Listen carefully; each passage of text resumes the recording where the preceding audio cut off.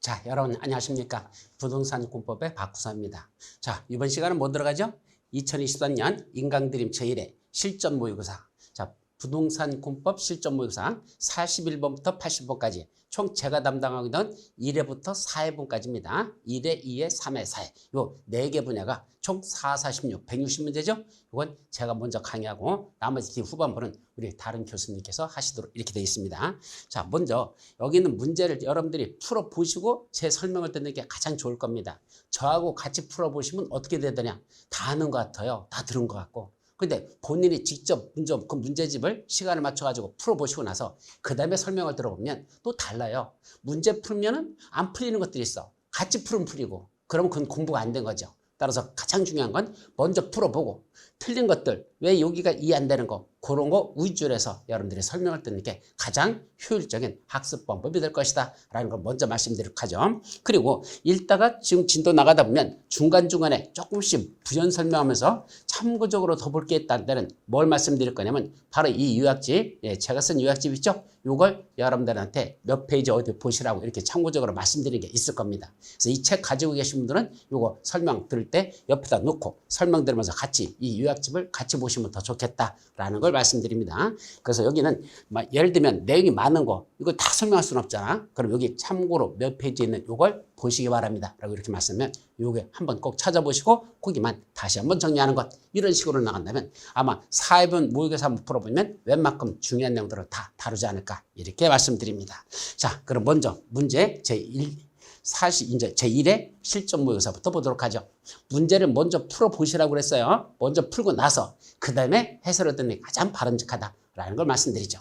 자, 41번 국토이계 및 이에 관한 법령에서 용어 정의에 관한 설명으로서 옳은 것을 모두 고르시오. 이런 박스 문제가 우리 부동산 공부에서 약 10문제 내지 최대 13문제까지 납니다. 그래서 박스 문제가 많이 나기 때문에 이런 건 여러분들이 적응할 것이 필요하다라는 걸 말씀드립니다. 자, 기억. 광역도시계획은 광역시의 장기 발전 방향을 제시하는 계획을 말한다. 맞습니까? 틀렸죠? 광역도시계획은 광역시의 장기 발전 방향이 아니라 어디한다? 광역도시계획을 수립하는 구역을 뭐라 부르죠? 광역계획권. 바로 그 광역계획권의 장기발전 방향을 제시하는 거죠. 그래서 광역계획권이라고 써야 됩니다. 그래서 광역계획권의 장기발전 방향을 제시하는 계획이 광역도시계획. 두 번째, 도시군 계획은 다시 둘로 나눠지죠. 도시군 계획은 무슨 계획과 무슨 계획으로 나눠진다? 도시군 기본계획과 도시군 관리계획으로 구분된다. 이렇게 두 가지로 나눠져요. 도시군 기본계획, 도시군 관리계획. 따라서 무슨 계획은 포함되지 않는다? 광역도시계획. 이거는 포함되지 않습니다. 그러므로 도시군 계획은 광역도시계획과 도시군 기본계획은 포함되어도 도시군 관리계획은 포함되지 않는다? 잘못됐죠? 그래서 도시군 계획은 광역도시계획과 도시군 기본계획 두 가지로 구분됐죠. 자, 3번 디귿번 원칙적으로 도시군 계획을 수립하는 관할구역이란 어디를 관역이라고 부르죠? 여기서는 특별시, 광역시, 특별자치시, 특별자치도, 시 또는 군을 말하는데 이때 이 군에서는 무슨 군은 제외된다 그랬죠? 그 군의 범위에서는 광역시에 있는 군은 관할구의 범위 내에서 제외된다. 왜냐하면 광역시 그 자체가 하나의 관할구역이지 광역시 속에 포함되는 인천광역시, 강화군, 옹진군 그 군 있죠? 그 군은 인천광역시라는 관할구역 내에 있는 일부의 개념에 속하지 그 인천광역시, 강화군, 옹진군은 관할구역 개념에서 제외된다. 그러겠습니다. 저건 맞는 문장이 되겠습니다. 리얼 도시군 기본계획은 도시군 관리계획 수립에 지침이 되는 계획을 말한다. 자, 원래 도시군 기본계획이란 개념 정리는 법조문에 보면 이렇게 됐어요. 도시군 기본계획이란 특광, 특시, 특도, 시, 군의 관할에 대해요.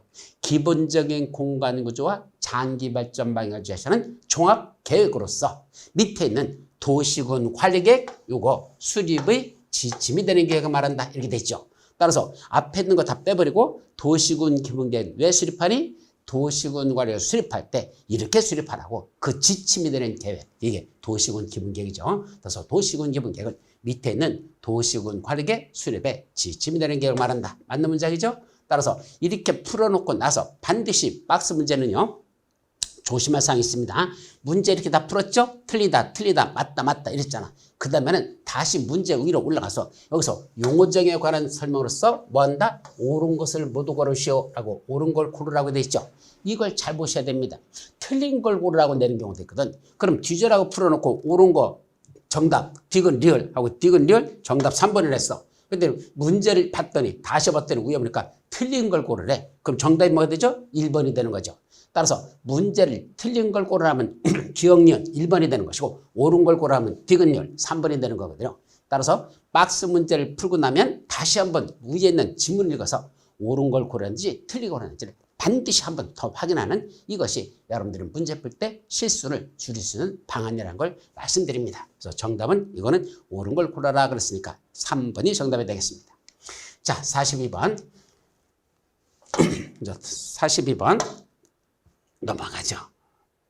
잠깐만요. 이것들 다 지우고. 자, 42번. 국토이계미 이용하라는 법령에서 광역계획권의 지정에 관한 내용으로서 옳은 것. 1번 광역계획권이 둘 이상의 시도의 관역에 걸쳐 있는 경우에는 광역계획권을 지정하는데 어디에다 지정한대요? 둘 이상의 시도의 관역에 걸쳐 지정한답니다. 그때는 누가 지정하죠? 최고대빵 국토교통부장이 광역계획권을 지정한다 그랬어야 되는데 시도사가 공동으로 지정한다? 틀렸죠? 국토교통부장이 지정합니다. 두 번째, 광역계획권이 도의 관역에 속하였을 때는 그때는 누가 지정하고 그때는 최고대빵인 도에서는 도지사죠. 국장이 아니라 그때는 도지사가 지정한다 라고 했어야 됩니다.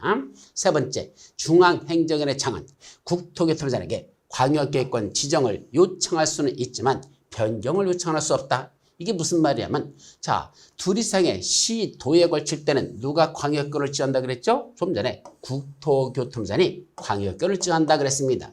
그럼 국장이 지정할 때 자기 맘대로 정하는 게 아니라 옆에 있는 중앙행정의장들이나 그 밑에 있는 시도사나 시장수들이 누구한테? 국장한테 여기 좀 광역계획권으로 지정해 주세요라고 지정을 신청하거나 또는 변경도 신청할 수 있다. 그렇게 돼 있습니다. 따라서 중앙행정의장들 옆에 있는 장관들이 누구한테? 국장한테 여기 좀 광역계획권으로 지정해 주시게 라고 지정을 뭐 할 수 있다? 요청할 수 있고 더 나가서 지정 또는 변경을 요청할 수 있다 이렇게 됐습니다. 따라서 지정도 요청할 수 있고 당연히 변경도 요청할 수 있다라고 했는데 여기 요청할 수 없다라고 돼 있죠? 바로 여기가 틀린 내용이 되겠습니다.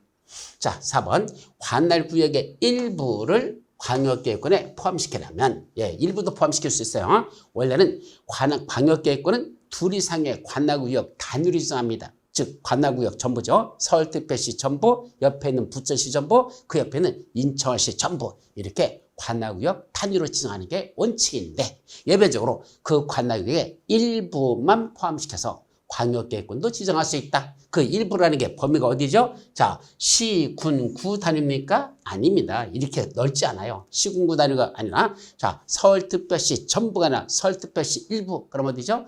특별시 일부. 바로 강서구까지만 지정하자. 그럼 구. 요 구는 맞아요. 구. 그 다음에 어디도 있죠? 자, 우리 군지역. 군지역은 쪼개면 뭐로 나오죠? 읍지역, 면적이 납니다. 그래서 군을 쪼갰을 때 그 읍지역하고 또 면적. 그게 또 일부 개념이죠. 그 다음에 인천에 가보면 인천광역시 남동구도 있고 또 강화군 옹주군 있죠? 그 구는 광역시의 구는 관할구역 전부가 아니라 관할구역 일부라 그랬죠? 바로 그 어디에 있는 거? 광역시에 있는 광역시의 군 이렇게 쪼개는 겁니다. 따라서 구, 읍, 면, 그 다음에 광역시군 이렇게 쪼개는 게 바로 그 일부를 포함시킨다는 건 구, 읍면, 광역시군 이렇게 포함시키는 것 일부만 포함시킬 수 있다는 뜻이더라. 이렇게 이해하시면 됩니다. 자, 5번 국토교통부장관은 광역계획권을 변경하려면 지정 또는 변경은 똑같다 그랬어요. 지정 절차나 변경 절차. 그러려면 뭐뭐 거친다? 협의심의라는 거 거쳐야 돼요. 그때 첫째는 자 의견 청구는 의심문 절차로 쳐야 되죠. 누구 의견을 들어야 돼? 먼저 밑에 있는 시도사, 시장군수들의 의견을 먼저 듣고 그 다음에 중앙도시의회 심의를 한다. 그래서 무슨 절차? 의심 절차. 여기는 광역계획권을 지정할 때는 밑에 있는 시도사, 시장군수 의견 듣고 중앙도시의회 심의. 항상 국토교통부장은 중앙도시의회 심의. 시도사나 시장군수는 지방도시의회 심의. 이것도 놓치지 않도록 조심하시기 바랍니다. 따라서 맞는 건 5번만 정답이 되겠습니다. 자, 다음 문제 43번. 국토이계미 이용한 법령에서 도시군 관리계획으로 결정할 수 있는 내용으로서 옳은 것을 모두 고르시오. 자, 도시군 관리계획으로 결정하는 건 원래 몇 가지가 있었죠? 우리 책에서 어떻게 외우라 그랬습니까? 5가지로 줄여서 외우라 그랬죠. 어떻게? 용기도 있어야 정지할 수 있다. 용기도 정지, 용도지역, 용도지구, 용도구역의 지정 또는 변경에 관한 계획. 두 번째, 기반시설이 설치전 및 또는 개량에 관한 계획. 세 번째, 도시개발사업에 관한 계획. 네 번째, 정비사업에 관한 계획. 마지막, 지구단위 계획구역의 지정 또는 변경에 관한 계획과 지구단위 계획. 이거 있었죠. 자, 그럼 첫째, 개발밀도 관리구역 지정 변경 들어갑니까? 아니요. 이런 건 도시공활을 수립하나요? 없습니다. 근데 문제는 개발진인지구 지정에 관한 계획. 이것도 뭐죠? 개발진인지구란 뭐의 일종이다? 용도지구의 일종. 그래서 용도지구는 9가지가 있었죠. 특취계, 방방, 보복, 경고. 그때 특취계, 개발진인지구. 요거는 용도지구다. 따라서 이건 용도지구 지정 또는 변경에 관한 계획. 용도지구에 관한 거니까 그건 맞는 문장이죠. 그리고 디귿 제1종 일반주거죠. 한마디로 뭐죠? 용도지역이죠. 용도지역. 용도지역은 21가지가 있는데 그중에 한 가지 제1종 일반주거죠. 용도지역 지정에 관한 게 도시공활을 수립하는 거 맞습니다. 자, 근데 리얼 공원의 정비에 관한 게 이거 무슨 말이죠? 공원의 정비. 조금 여러분들 어려워요. 이건 공원이라는 건 무슨 시설? 사람이 사는데 꼭 필요한 시설. 무슨 시설? 기반시설. 따라서 기반시설의 설치, 정비 또는 개량에 관한 게 기반시설의 설치, 정비, 개량에 관한 게 따라서 도로를 설치하는 것, 공원을 정비하는 것 다 뭐란다? 기반시설의 설치, 정비, 개량에 관한 계획이 들어가니까 바로 기반시설의 정비에 관한 계획으로서 이것도 도시화를 수립하는 거 맞습니다. 또 지구단위 계획 변경에 관한 게 지구단위 계획 수립 변경도 다 도시공활로 하는 거 맞죠? 따라서 뭐만 빼고 기억만 빼고 나머지는 다 도시공활로 결정하는 내용으로서 옳은 것들이라. 옳은 걸로 했을까? 모두 골라라. 니은, 디귿, 리을, 미음. 그래서 정답은 2번이 정답이 되겠습니다. 자, 이제 다음 문제. 국토의 개미 이용하는 법령상 국토교통부장이 도시군 관리계획을 결정하는 사유가 아닌 것. 자, 도시군 관리 결정할 때 원칙적으로 누가 결정하죠? 시도의사. 다만 대도시에서는 대도시장.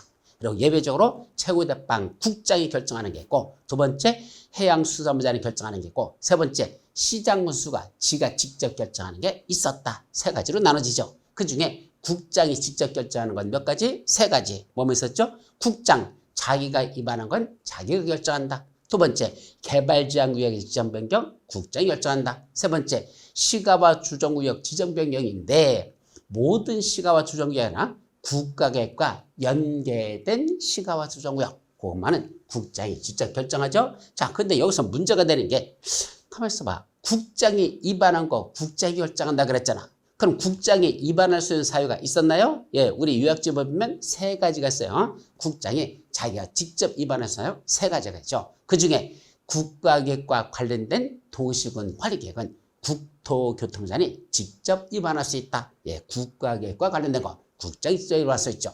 자, 그렇죠? 지금 여기서 나오는 게 그거야. 그래서 국가계획과 관련된 도시관리 이건 누가 입안한 거다? 국장이 입안한 거니까 누가 결정한다? 바로 그 국토교통부는 자기가 결정하는 게 된다. 맞는 내용입니다. 이렇게 풀어야 돼요. 그래서 국장이 입안한 거니까 지가 결정한다죠. 또 있었죠.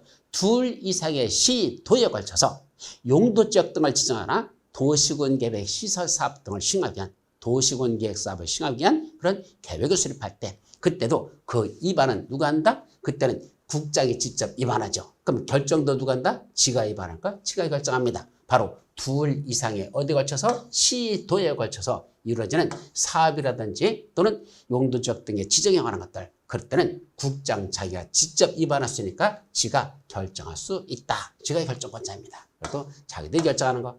그 다음에 3번 개발지향구역의 지정 및 변경에 관한 도시관리에 당연히 국장 지가 결정하죠. 4번 시가와 주정구역 지정 및 변경에 관한 도시군관리계. 자, 시가와 주정구역도 원래는 시도사가 결정권자야. 다만 뭐 할 때만 국가계획과 연계하여 시가와 주정구역 지정 변경할 때는 이건 누가 결정한다? 본 국장이 자기가 직접 결정권자가 된다 말이죠.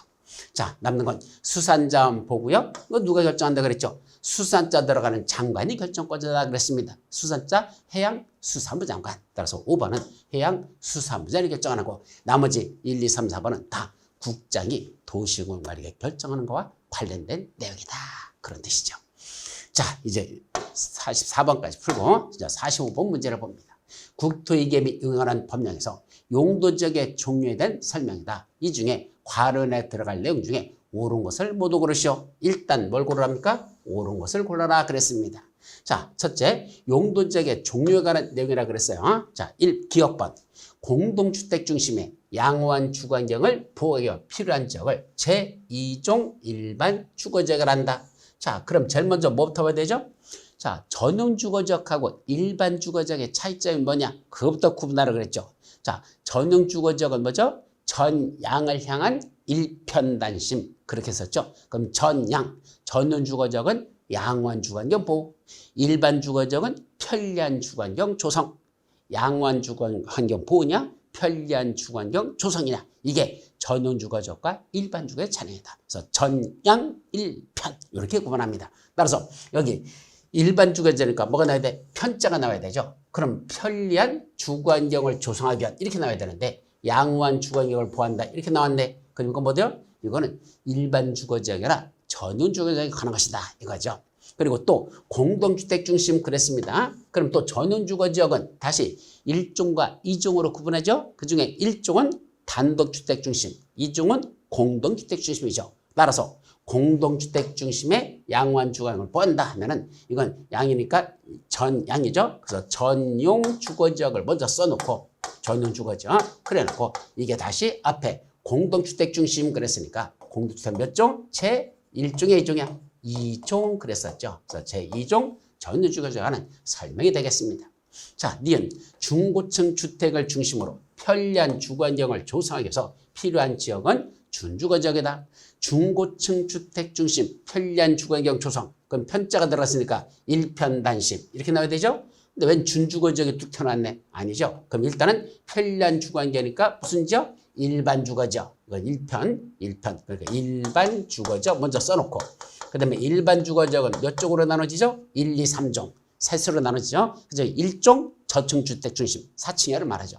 2종 중층주택 중심, 3종 중고층 주택 중심 이렇게 됐죠. 따라서 중고층 주택 중심으로 편리한 주거를 조성한다. 그럼 몇 종이다? 제3종 일반 주거지역을 설명하고 있는 내용이더라. 이렇게 해석하면 되죠.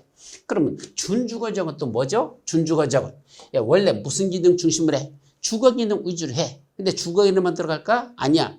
업무기능과 그다음에 상업기능과 업무기능의 보완도 필요합니다. 주거기능을 중심으로 들어가면서 동시에 상업기능과 업무기능도 같이 들어갈 수 있는 지역 이런 데를 준주거지역이라 이렇게 말하죠. 자, 디귿. 환경을 저해하지 않냐는 공업의 배출에서 필요한 지역.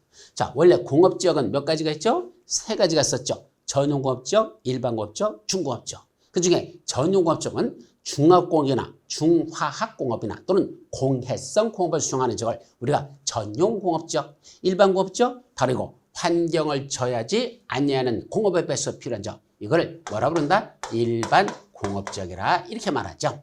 그러면 중공업지역은 뭐죠? 경공업, 그 밖의 공업을 수용하되 거기다가 주거기능도 들어가고 상업기능도 들어가고 업무기능도 보완이 필요한 지역. 그런 데를 준공업지역이라 이랬었죠. 따라서 그 3가지도 구분하시기 바랍니다.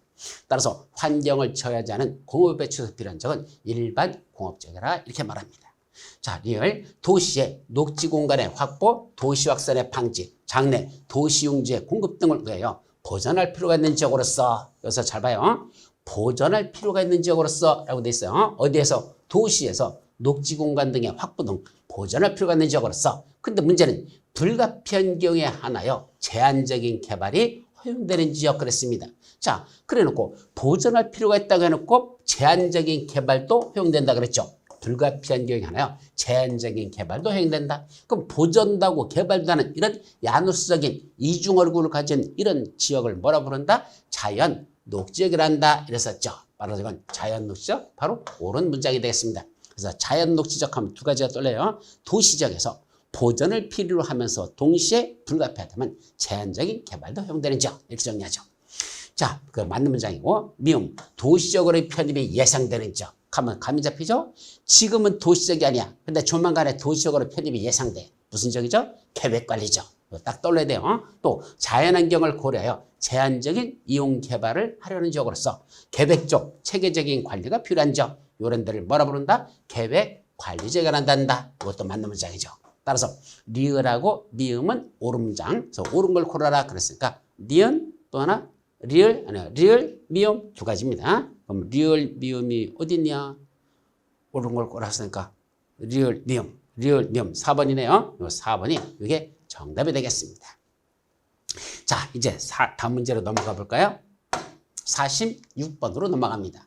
국토이계및 유연한 법률 시행령에서 규정하는 용도 지역에서의 뭐에 관한 거? 용적률 기준에 관한 것을 묻고 있습니다. 근데 어떻게 물었죠? 용적률 기준이 낮은 것부터 높은 순서대로 열거된 것은 그랬습니다. 가장 낮은 것부터 가장 높은 데로 열거된 걸 고르랍니다. 자, 이거 시험 문제라면 어떻게 풀어 그랬죠? 제가 여러분들 설명할 때 용적률 외울 때는 어떻게 외웠습니까? 높은 순서부터 외우라고 했죠. 그래서 상, 준, 공, 주, 녹, 관농자 일단 이렇게 외우라고 그랬죠. 그래서 상업지역은 최대 얼마까지죠? 1500%. 준주거죠? 500%. 공업지역 400%. 나머지 주거지역 300% 이하. 녹지지역은 원칙은 100이고 관농자지역은 80입니다. 다만 녹지지역 중에 보전녹지역은 개발 못하게 하는 지역이니까 100이 아니고 80으로 내려가고 보전녹지역은 80으로 쫓겨 내려가고 관리지역 중에 좀 전에 봤던 도시적으로의 편입이 예상되는 지역이 있었죠? 그건 80이 아니라 100으로 올라라. 바로 계획관리지역은 100으로 끌어올려라 그랬었습니다. 이것만 외우고 있어도 순서 고르는 문제는 거의 90% 이상 다 맞출 수 있어요. 봐봐. 그럼 용적률이 낮은 것부터 높은 순서 열거된 것 그랬습니다. 그럼 먼저 중심상업지역 여기서 순서 봐요. 상준, 공주, 녹관농자부터 찾아. 그러면 상 나왔죠? 준 나왔죠? 공 그 다음에 주 나머지 주가죠? 주 그 다음에 이제 녹지지역이 원래 먼저인데 보전녹지역은 80으로 내려가라 했어. 그래서 보전녹지역은 80으로 내려가고 관리지역 중에 계획관리지역은 100으로 올라가라고 했죠. 그래서 계획관리지역은 100으로 올라간 겁니다. 그럼 순서대로네. 상준, 공주 해놓고 여기 계획관리지역이 100으로 올라가고 보전녹지역이 80으로 내려갔으니까 결국은 순서대로 상준, 공주 그 다음에 계획관리지역, 보전녹지역 순서는 그렇다는 얘기입니다. 따라서 높은 순서대로 쭉 배열한 게 딱 봤더니 기억, 니은, 디귿, 리을, 미음, 묘 정답 몇 번? 1번 하고 찍었다가는 작살난다 그랬습니다. 왜 그랬는데 그랬죠? 죽으라고 풀어놓고 그래 맞아 제일 높은 것도 외웠어 이거 나 다 외웠어 상준, 공주, 녹관농자 해서 풀었어 정답. 그런데 나중에 봤더니 낮은 것부터 높은 순서대로 열거한 걸 고르라 그랬습니다. 그럼 높은 것부터 낮은 순서대로 했지 낮은 것부터 높은 게 아니잖아. 그럼 거꾸로 해야 되죠. 거꾸로 기억, 니은, 디귿, 리을, 미음, 비읍 이렇게 올라간 찾아야 되죠. 그래서 정답은 1번이 아니고 몇 번이란다? 5번이 이게 정답이라는 것. 이런 것들을 실수해서 틀리는 경우가 상당히 많습니다. 따라서 문제 뒤져라고 풀어놓고 위에 있는 거 다시 한번 확인을 하고 아까 말씀드렸죠. 그 문제 이유가 이런 식으로 실수하는 걸 줄이려고 합니다. 자, 더 정확히 보면 중심상업지역의 용적률 최대는 얼마죠? 1500%요. 맞죠? 준주거지역은 얼마고? 이건 500%고 일반 공업지역은 얼마죠? 원래 준공업지역이 400이야. 일반 공업지역은 150 떨어져요. 350이 되겠죠. 그리고 3종 일반 주거지역은 이거 주거지역 할 때 이게 제일 높은 3종 일반 주거. 그래서 3, 2, 1, 2, 1 이렇게 내려가서 300, 250, 200, 150, 100 이렇게 내려가죠. 그러니까 이건 얼마란다? 이건 300이 되겠습니다. 그리고 계획관리 지역은 100이 되고 보전노지역은 80으로 내려간다 그랬으니까 1500, 500, 350, 300, 100, 80 이런 순서대로 내려온 것이고 문제는 낮은 것부터 높은 데로 올라가라 그랬으니까 정답은 5번이 된다. 이렇게 찾으셔야 됩니다. 자, 실수하지 않도록 조심하시기 바랍니다. 다음 47번으로 들어가죠. 국토이계 및 유연한 법령에서 용도구역의 지정권자에 대한 설명으로서 틀린 것. 자, 먼저 용도 지역지구 구역 중에 용도구역 지정권자를 물었습니다. 그럼 용도구역 지정권자는 누구 있죠? 자, 먼저 용도구역에는 몇 가지가 있다고 배우셨어요? 5가지가 있다. 어떻게 한다? 개를 도시에서 수입한다. 개도시 수입. 이걸 용도구역이라고 한단다. 첫째, 개발제한구역, 도시제한공원구역, 시가와 주정구역, 수산자원부구역, 입지규제 채수구역. 그래놓고 개발제한구역은 누가 지정한다 그랬죠? 용도구역 지정권자. 개발제한구역 바로 최고대빵 국장, 국토교통단위 개발지역을 지정 배경하죠. 두 번째, 도시자연공학원 원칙적인 도시군 관리의 결정권자, 바로 시도사. 다만 대도시에서는 대도시장 이렇게 되죠. 그래서 도시자연공학원, 시도사, 대도시장이 지정권자입니다. 반면에 시가와 주정구역은 둘로 나눠지죠. 자, 국가계획과 연계되지 아니한 건 누가 지정하고? 시도사만 지정합니다. 여기는 대도시장이 안 들어간다는 걸 조심하시고, 반면에 국가계획과 연계된 시가와 주정은 누가 한다고 그랬죠? 아까 국토교통단위 시가와 주정구역을 지정한다 그랬습니다. 둘로 나눠. 또 수산자원보건 누가 지정한다 그랬죠? 해양수산부 장관, 줄여서 해수장. 이분이 지정권자죠. 마지막 입지규제 최소구역 누가 지정하죠? 옛날에는 국장이 지정한다 그랬었어. 근데 그 다음에 그 부칙에서 바꿔버렸어요. 어떻게 한다고? 일정 시점 지나면 그때부터는 도시군 관리계획 뭐하는 자? 결정권자. 도시군 관리계획 결정권자가 지정권자다 그랬죠. 그럼 원래 결정권자가 누구예요? 원래는 시도사야. 그래서 시도사. 다만 대도시에서는 대도시장이죠. 그런데 예외적으로 누가 있다? 최고대빵 국장 이렇게 해야 돼. 그래서 국장, 시도사, 대도시장 이 사람들을 여기서 도시군의 결정권자라고 그러고 이 자들이 입지규제 최소구역 지정권자가 된다. 여기까지야. 따라서 용도구역의 지정권자는 원칙적으로는 도시군 관리의 결정권자들이다. 예, 용도구역 지정권자 이게 다 도시군 관리 결정권자들에 들어있는 겁니다. 근데 입지규제 최소구역의 지정권자는 시장 또는 군수이다. 자, 시장 또는 군수입니까? 아니야. 도시와 결정권자 여기 국장, 시도사, 대도시장 얘들은 들어가도 시장 군수는 여기 들어가지 않습니다. 틀렸죠? 도시자연공학구역 지정권자 누구죠? 원래 원칙적인 도시와의 결정권자들 바로 시도사, 대도시장 얘들이 아까 지정권자라 그랬죠. 또 국가계획과 연계된 시가와 주정구역 지정권자 누구라 했죠? 최고대빵 국장이 지정권자 했을까? 이것도 맞고 또 개발제한구역은 누가 지정한다 그랬죠? 국토교통이 지정권자다 했을까? 5번도 맞죠? 따라서 틀린 건 2번만 틀린 내용으로 보시면 됩니다. 자, 다음 48번 국토이계 및 유관한 법령에서 도시군 계획 시설사업 시행자에 대한 설명으로서 틀린 것. 1번 도시군 계획 시설사업이 어디에 걸쳐 있어? 둘 이상의 특광, 특시특도 시군한 관악에 걸쳐서 시행된단다. 도시군 계획 시설사업이 둘 이상의 관악에 걸쳐서 시행되는 경우에는 원칙적으로 어떻게 되죠? 관계, 특광, 특시특도, 시장, 군수, 지들끼리 뭐한다? 서로 협의하여 시행할 자를 정한다. 이게 원칙이죠. 자기들끼리 협의해서 시행할 자를 정한다. 근데 문제는 협의가 이루어지지 아니하면 우짤래라는 게 이게 문제가 되겠죠. 자기들이 협의해서 시행할 자를 정하면 되는데 그럼 누가 정해줘야 돼? 첫째, 둘 이상의 시도에 거쳐서 지들끼리 협의가 되지 않는다. 그때는 누가? 최고대빵 국장이 야 네가 해 하고 국토전에 시행자를 지정해주고 같은 돈에 있는 시군끼리 협의가 이루어지지 않는다. 누가 할 건지 지역계획 협의가 안 되죠? 그러면 도지사가 시행할 자를 정한다. 이렇게 정리하세요. 자, 다시 한번 원칙적으로 둘 이상의 관역에 거쳐서 도시군 계획시설 사업을 시행한다면 그때는 뭐 하면 된다? 자기들끼리 서로 협의해서 시행할 자를 정한다. 그게 원칙. 문제는 협의가 이루어지지 않냐면 누가 시행자를 지정해 줄래? 이거죠? 첫째, 둘 이상의 시도에 걸칠 때는 국장이 시행자를 시행해주고 같은 돈에 있는 시군끼리 협의가 이루어지지 않으면 그때는 도지사가 시행할 자를 정한다. 그렇게 정리합니다. 자, 국가계획과 이제 예외요. 국가계획과 관련되거나 특기 필요하다고 인정되면 누가 국토교통위원회 관계, 특광, 특시특도, 시장, 군수들의 의견을 들어서 자기가 직접 사업을 시행할 수 있다. 그래서 국가계획과 관련될 때는 누가? 국장이 자, 직접 사업을 시행할 수 있습니다. 세 번째, 도시군 계획 시설사업 시행자는 도시군 계획 시설사업을 효율적으로 추진하기 위하여 필요하다고 인정되면 사업 시행 대상 지역을 어떻게 할 수 있다? 둘 이상으로 분할하여 도시군 계획 시설사업을 시행할 수 있다. 맞아요? 당연하죠. 우리 사업 시행하는데 도로공사 하는데 가봐요. 길이가 상당히 길으면 109, 209, 309 이렇게 사업을 시행하죠. 그걸 뭐란다? 분할해서 사업을 시행할 수 있다. 당연한 얘기입니다. 또 민간 시행자가 도시군 계획 시설사업 시행자로 지정을 받고자 한단다. 자, 원칙적으로 관역의 장들이 사업 시행자, 특광, 특시특도, 시장수가 근데 예외적으로 국장이 직접 하는 경우도 있고 도지사가 하는 경우도 있고 또 지정받은 그 자로부터 지정받은 시행자도 있죠. 근데 지정시행자 중에서 공공시행자 LH라든지 SH 같은 공공시행자 있고 누구도 있다? 민간시행자도 있는데 그때 민간시행자들은 아무나 사업시행자가 되는 게 아니라 어떤 요건을 충족해야 된다 그랬는데 어떤 요건?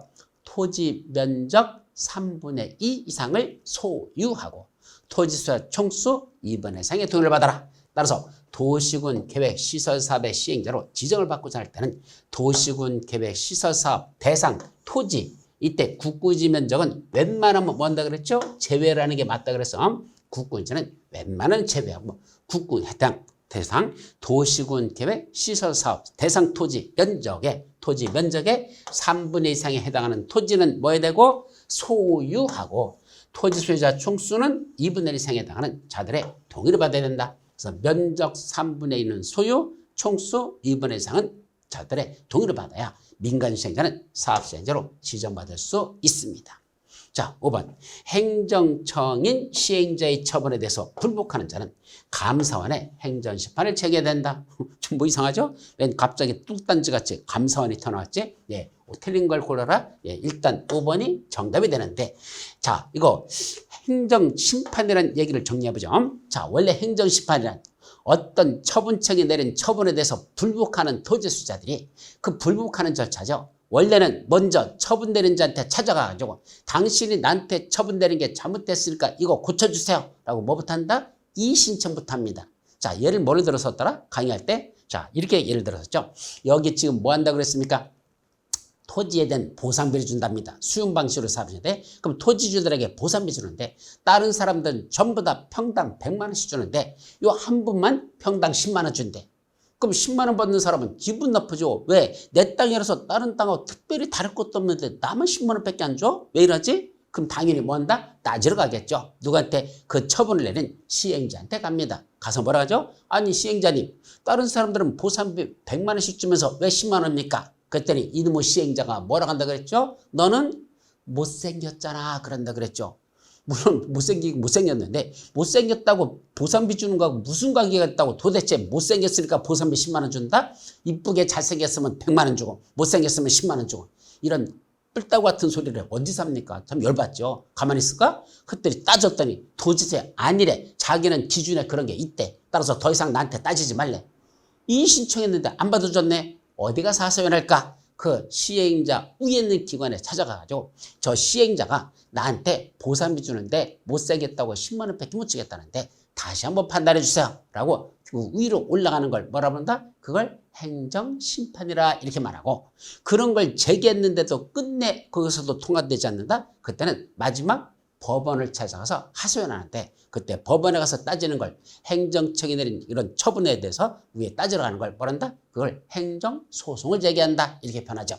따라서 행정쟁송에는 세 가지가 있습니다. 이의신청을 하고 안 되면 행정심판 제기하고 그래야 마지막 행정소송이라는 걸 합쳐서 셋을 이의신청, 행정심판, 행정소송 합쳐서 행정쟁송제도라 이렇게 표현하죠. 행정쟁송이야. 자, 그렇다면 이 중에 행정심판을 제기하는데 그럼 행정심판은 어떻게 제기될까? 원칙은 행정심판법에 따라 행정심판을 제기할 수 있다. 따라서 행정심판을 제기하고 싶으면 무슨 법대로 하라는 얘기야? 행정심판법에 정한 그 절차대로 행정심판을 제기할 수 있다 하라는 얘기입니다. 그런데 문제는 행정청의 아닌 시행자, 여기서는 아까 민간시행자나 공공시행자죠? 행정청의 아닌 시행자, 그 자들이 한 처분에 대해서 불복하는 자들은 누구한테 찾아가야 될까요? 그 시행자를 지정한 자. 자, 예를 들면 여기 서울에서는 누가 사업시행자죠? 원칙적으로 서울특별시장이 사업시행자예요. 서울에서는. 근데 서울특별시장이 바빠서 못하겠대. 그래서 나를 사업시행자로 지정했어.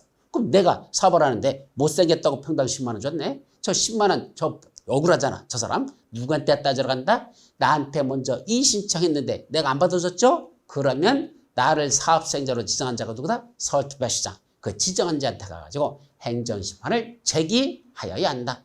당신이 지정한 저 파쿠서가 나보고 못생겼다고 10만 원밖에 안 준다는데 오세훈 시장님 이것 좀 당신이 판단해 주세요. 시행자를 지정한 지정권자에게 행정심판을 제기됩니다. 따라서 행정청인 시행자의 처분에 대해서는 어떤 대로 하고 아까 말한 원칙으로 가죠. 행정심판법에 따라 행정심판을 제기할 수 있다. 이렇게 말하는 거고 행정청이 시행자 처분이야. 그거는 행정심판법에 따라 행정심판을 제기하면 되는 것이고 행정청이 아닌 시행자 처분에 대해서는 그 시행자를 지정한 자에게 행정심판을 제기하여야 한다. 그렇게 정리하시면 됩니다. 자, 여기까지죠.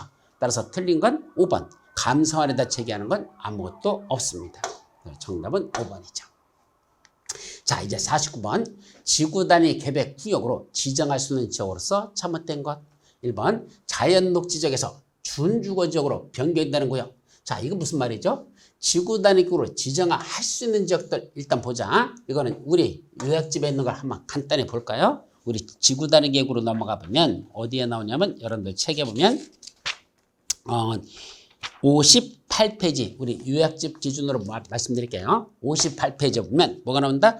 지구단위 계획으로 지정할 수 있는 지역들. 그리고 1번부터 7번까지를 하나로 묶어서 외우라 그랬어요. 어떻게 외우라 그랬죠? 용도, 정택, 태산관 이렇게 외우라 그랬죠. 첫 번째는 글씨를 흐린 거로 쓰자. 자, 뭐로 쓸까? 용도, 정택, 태산관이라는 이런 지역으로 지정되는 지역은 지구단위 계획구역으로 지정할 수 있다. 용도, 지구, 도시개발구역, 정비구역, 택지개발지구, 대지조성사업지구, 산업단지 및 준산업단지, 관광단지와 관광특구로 지정되는 지역에 전부 또는 일부를 지구단위 계획구역으로 지정할 수 있다. 두 번째, 개발제한구역, 도시제한공화구역, 시가와주정구역, 공원, 개도시공. 여기서 뭐 되는 지역들? 요거는 해제되는 지역. 여기도 지구단위 계획구역으로 지정할 수 있다. 세 번째, 녹지지역이란 용도지역을 뭐로 바꾸면 됩니까? 주거지역 또는 상업지역 또는 공업지역으로 녹지지역을 조상우지역으로 변경한대요. 그런 지역은 지구단위 계획구역으로 지정할 수 있다. 이랬었죠.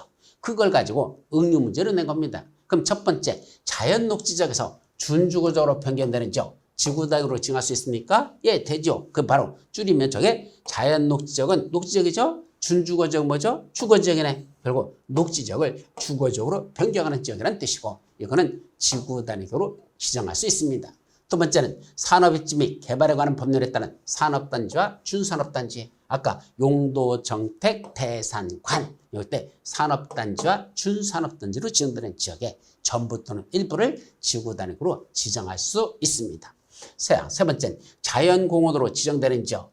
자연공원으로 지정된 지역. 이건 잘 이해를 못해. 자연공원은 한마디로 말하면 요 공원이요, 공원. 개도시공. 개발제한구역, 도시제한공화구역, 시가와주적. 공원에서 해제된다. 이 공원이 바로 자연공원에서 지정이 아니고 이건 해제되는 지역을 지정할 수 있지. 자연공원으로 지정되는 지역은 개발 못하게 묶어버린 지역이니까 거기는 해제하지. 그런 지구단위 계획으로 지정할 수 없습니다. 그래서 해제되는 지역. 요게 틀렸죠.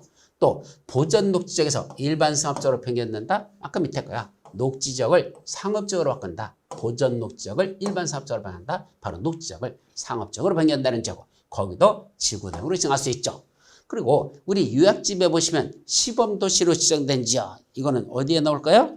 여러분들 책에는 원래 58페이지 맨 밑에 9번하고 나오죠. 그 밑으로다 더 내려가서 보면은 그 밖에 대통령령으로 정하는 지역 이렇게 돼 있어요. 그래서 원래 두 군데가 더 있어요. 어디였더냐? 시범도시로 지정되는 지역들하고 또 하나 개발행 허가 제한 지역이라고 있습니다. 두 군데 시범도시로 지정되는 지역, 시범도시 또 하나 개발행 허가 제한 지역. 그 두 군데도 지구단위로 지정할 수 있다는 게 들어 있습니다. 그래서 이건 시범도시로 지정된 지역은 우리 책이 없어도 대통령의 시행령에 들어있는 거니까 이것도 지구단위로 정할 수 있다. 그래서 틀린 건 3번이라는 얘기입니다. 다시 말씀드리면 5번 뭔지 모른다고 해서 5번을 모른다고 해서 정답 3번을 모른다고 하면 안 돼요. 왜냐하면 개도시공 공원에서 해제되는 지역이라는 건 알 수 있기 때문에 이건 공부하기 때문에 꼭 전체를 다 알아야 푸는 게 아니라 정답만 정확하게 아는 거면 되는 거지 모르는 지문이 나오는 거 우리 공법의 범위가 워낙 넓기 때문에 여러분들 모르는 것도 수두룩하게 쏟아져 나와요. 그래도 문제 푸는 데는 이런 건 정답이 아니라면 푸는 데는 크게 지장 없다. 그래서 정답은 3번. 자, 다음 문제로 넘어갑니다. 50번. 국토이계 및 융연한 법령에서 개발행위 허가 대상이 아닌 것.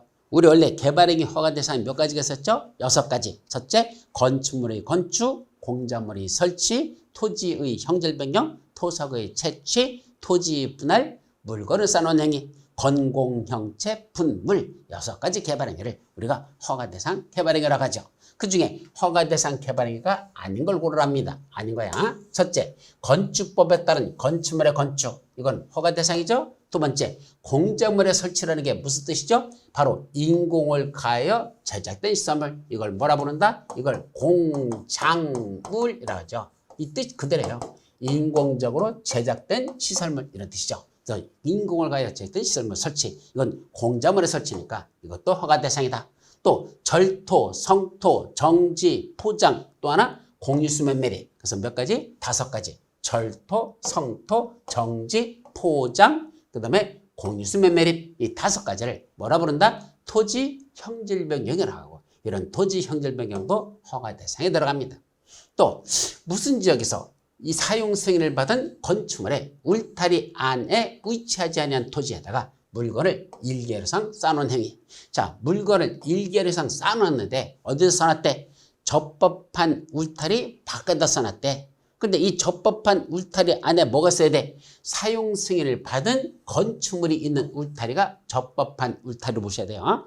사용 승인 받지 않고 불법으로다 무허가로 지은 건축물은 인정받지 못하고 사용 승인을 받은 이게 이번에 최근에 개정돼서 새로 들어간 내용이라 이게 개정된 거야. 사용 승인을 받은 건축물이지 그냥 건축물이 아니다. 그래서 사용 승인을 받은 합법적인 건축물이 있는 그 대지에 있는 울타리가 있겠죠. 그 울타리 밖에다가 1개월 이상 물건을 쌓으면 허가받아랍니다. 근데 문제는 용도지역이 어디서만 적용될까? 녹관자 지역에서만 그런다 그랬습니다. 어디서만? 녹관자. 그래서 녹지지역, 관리지역, 자연환경 보전지역만 그렇지 무슨 지역은 빠진다? 농림지역은 들어가지 않는다 그랬습니다. 왜냐하면 농림지역은 가을철에 농사 짓고 나면 그 수많은 수확을 하는데 그 농산물을 갖다 길거리에다가 이렇게 펼쳐놓고 말리고 하는 게 수두룩한데 1개월 이상 쌓아놨다고 그거 허가받았다고 3년에 징역 3천만 원에 벌금에 처한다? 농사 질 사람 한 명도 없습니다. 다 때려치우고 도시로 떠난다 그랬죠. 따라서 농림지역에서는 설령 1개월 이상 그 밖에다 물건 쌓아놨다 하더라도 그거는 처벌 대상이 그건 하지 못하고 그건 허가받지 않아도 된다 그랬죠. 그래서 농림지역에서는 허가 대상이 아니다. 그건 빠집니다. 자, 또 미음번 건축물이 있는 대지가 아니라 건축물이 없는 대지에서 건축법에 따른 분할 제한 면적 미만으로 작게 분할하는 거 그건 원래 건축법에서는 금지사항이야. 근데 여기서 무슨 사항이다? 허가받고 할 수 있다. 이건 허가사항이라는 거. 따라서 허가 대상이 아닌 걸 고르라 그랬으니까 여기서 몇 밖에 없다? 리을밖에 없습니다. 그래서 정답은 4번이 정답. 이렇게 고르죠. 자, 다음 51번 문제. 국토의계 및 유연한 법률에서 개발행위 허가의 제한에 대한 설명으로서 옳은 것. 자, 개발행위 허가 시정에 들어왔는데 지금은 안 돼요. 나중에 다시 오세요. 이게 개발행위 허가 제한이죠. 이때 허가 제한할 수 있는 건 누가 제한권자죠? 원래는 개발행위 허가를 제한할 수 있는 자들은 원래는 누구죠? 허가권자들이에요. 그럼 원래 개발행위 허가권자가 누구죠? 허가권자. 원래는 관악의 장들입니다. 관악의 자니까 봐요. 특광, 특시, 특도, 시장, 군수. 이 사람들이 원래 허가권자입니다. 그럼 이분들이 뭐 할 수 있다? 지금은 안 돼요. 허가를 이 사람들이 직접 제한할 수 있어. 이게 제한권자들이야. 근데 이 자들만 제한하냐? 아닙니다. 누구도 있을까? 최고대빵, 국장도 있고 시장 우수에 있는 도지사도 있다. 이 사람들 제한권자입니다. 그럼 국장은 누구 걸 제한할 수 있죠? 허가권자들 걸 다 제한합니다. 6명. 야, 허가권자들아. 당분간 이러이러한 사유로 허가 신청 들어온 것들은 허가 내주지 마라고 국장이 허가권을 제한하는 겁니다. 또 누구도 도지사도 자기 밑에 있는 허가권자, 도지사 밑에는 시장우수밖에 없죠? 그러니까 도지사도 시장우수를 제한할 수 있습니다. 그러다 보니까 제한권자가 몇 명이다? 이렇게 6명 플러스 2명 해서 8명입니다. 이걸 이렇게 쓰지 않고 법조문에서는 이걸 합쳐버렸죠. 어떻게 썼을까? 가장 높은 자부터 다시 씁니다. 그럼 제일 높은 게 누구죠? 국장. 그 다음에 잘 봐요. 국장. 그 다음에 특, 광, 특시, 특도, 도지사. 특광, 특시, 특도, 도지사. 5명 묶어서 뭐라 부른다? 시도지사라 부르고 마지막 남는 게 누구죠? 시장, 군수. 이 자들이 바로 개발행위 허가를 제한하는 제한권자가 되더라. 이런 말이죠. 따라서 개발행위 허가를 국장이나 도지사는 제한할 수 없다? 아니요. 국장, 도지사도 이렇게 제한할 수 있다. 이런 뜻이죠. 그래서 이건 틀렸고. 2번 녹지적이나 보전관리적으로서 수목이 집단적으로 자라고 있는 지역은 개발의 허가를 제한할 수 있다. 자, 제한 사유 몇 가지 있었죠? 5가지 있다 했어. 곧 개발의 허가를 제한할 수 있는 건 5가지. 이것도 머리자만 갖고 여러분들 꼭 외워두라고 그랬습니다. 자, 몇 페이지에 나오냐면 우리 요약집에는 69페이지 맨 밑에 나와요. 5가지 어떻게 오죠? 녹계 지역에서 환경이 오염되면 계획을 수립하여 지구 기반을 튼튼히 하자. 녹계 지역에서 환경이 오염되면 계획을 수립하여 지구 기반을 튼튼히 하자. 이렇게 말하겠죠. 따라서 녹지적이나 보존관리지역이나 계획관리지역이죠. 그래서 녹계 지역이니까 녹지지역하고 계획관리지역. 녹계 지역에서 수목이 집단적으로 자라고 있는 지역은 제한할 수 있습니다. 그래서 여기가 틀렸다. 자, 세 번째, 개발행위 허가는 원칙적으로 얼마만 제한할 수 있죠? 한 차례만 3년의 기간 동안은 제한할 수 있는 게 맞아. 그런데 5가지 사유 중에서 3, 4, 5번, 세 번째, 네 번째, 5번째, 그것만은 한 차례만 2년에 비해서 연장을 제한할 수 있다고 됐죠. 따라서 원칙은 한 차례만 3년인데 한 번 더 한 차례만 2년에서 연장 제한하는 3, 4, 5번 사유가 있기 때문에 결국은 최장 5년간 제한하는 경우도 있다라는 얘기입니다. 이게 맞는 문장이죠. 그럼 4번 개발의 허가를 제한하려는 자는 이 제한권자들 무슨 절차가 있죠? 해당 주민들의 의견 들을까? 안 듣습니다. 그런 건 없어. 바로 도시의견의 심의를 거칩니다. 그래서 국장이 제한할 때는 중앙도시의 심의, 나머지 시도사나 시장소가 제한할 때는 지방도시의 심의. 그래서 국장은 중앙도시의 심의, 시도사, 시장소는 지방도시의 심의를 거쳐서 제한하면 된다라고 됐죠. 그래서 주민의 의견 청취라는 절차는 없고 도시의견의 심의를 거치는 건 맞습니다. 또 개발행위 허가를 제한하거나 연장 제한하는 경우는 도시의견의 심의를 거쳐야 한다. 조심하셔야. 자, 원칙적으로 아까 한 차례만 3년에서 제한하죠. 그때는 뭘 거쳐야 돼? 도시의견의 심의를 거치는 게 맞습니다. 그래서 도시의견의 심의를 거쳐 한 차례만 3년의 기간 동안 제한할 수 있죠. 다만 한 차례만 2년을 연장 제한할 수 있죠. 그때는 도시의견의 심의를 거치지 아니하고 한 차례만 2년의 범위 내에서 연장하여 제한할 수 있다. 그러니까 연장 제한 들어갈 때는 도시의견의 심의를 거치지 않는다라는 것 그렇게 기억합니다. 그래서 처음에 제한할 때만 도시의견의 심의 거치고 연장 제한할 때는 도시의견의 심의가 없다. 그래서 이것도 틀렸죠. 그 맞는 건 3번만 옳은 문장이 되겠습니다. 그래서 정답은 3번이 되겠죠. 자, 여기까지 하고 이제 마지막 문제 52번 국토위계 및 위헌한 법령상 기반시설 부담구역의 지정과 관련된 내용으로서 잘못된 거. 1번 기반시설 부담구역의 지정권자는 누구일까요? 특광, 특시특도시장, 군수입니까? 예, 관악의 장들이 맞아요. 그래서 기반시설 부담구역, 개발밀도 관리구역 둘 다 누가 지정권자다? 관악의 장들이 지정권자다. 요거는 맞는 문장이고. 두 번째, 기반시설 부담구역을 지정 또는 변경하려면 뭘 거친다? 기반시설 부담구역이야. 그때는 주민들의 의견을 먼저 듣고 해당 지방자치단체에 설치된 지방도시의견의 심의를 거쳐라. 그래서 일단 주민들의 의견이 먼저 듣고 도시의견의 심의, 의심, 그 다음에 홈페이지 등에 그걸 고셔야 된다. 의심고, 그래서 의심고라는 3단계 절차를 거치도록 되어 있죠. 반면에 개발밀도 관리구역은 주민들의 의견 청취가 없고 그냥 도시의견의 심의, 고시만 있다. 기반시설 부담구역은 의심고, 개발밀도 관리구역은 심고, 주민들의 의견 청취 없어요. 그것도 혼동하지 말고 꼭 구분하시기 바랍니다. 자, 특광, 특시특도, 시장소는 기반시설 부담구역이 지정되면 또 뭐 해야 돼? 기반시설 설치계획을 수립하고 거기다 뭐다 반영한다? 도시군 관리계획에 반영하여야 합니다. 다시 말하면 기반시설 설치계획이 수립됐다고 기반시설 설치할 수 있는 게 아니고 그걸 다시 기반시설 설치 정비 계획에 관한 건 도시군 관리계획으로 수립하라 그랬으니까 다시 그걸 도시군 관리계획에 반영이 돼야 비로소 기반시설 설치에 들어갈 수가 있습니다. 이건 맞는 문장. 또 4번 지구단위계획을 수립하면 그 자체를 뭐죠? 지구단위계획 속에 기반시설의 배치와 규모가 들어있을까? 그 자체를 뭐로 본다? 기반시설 설치계획을 수립한 것으로 본다 그랬으니까 이것도 맞는 문장이죠.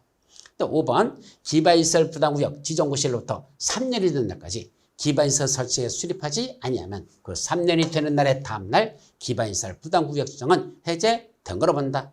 요거는 3년이라 몇 년이라고 그랬죠? 1년이라 그랬죠. 이건 3년이라 1년. 자주 여러분 시험 문제 나왔던 질문. 따라서 잘못된 걸 고르시오. 5번만 여러분들 정답이 되겠습니다. 아셨죠?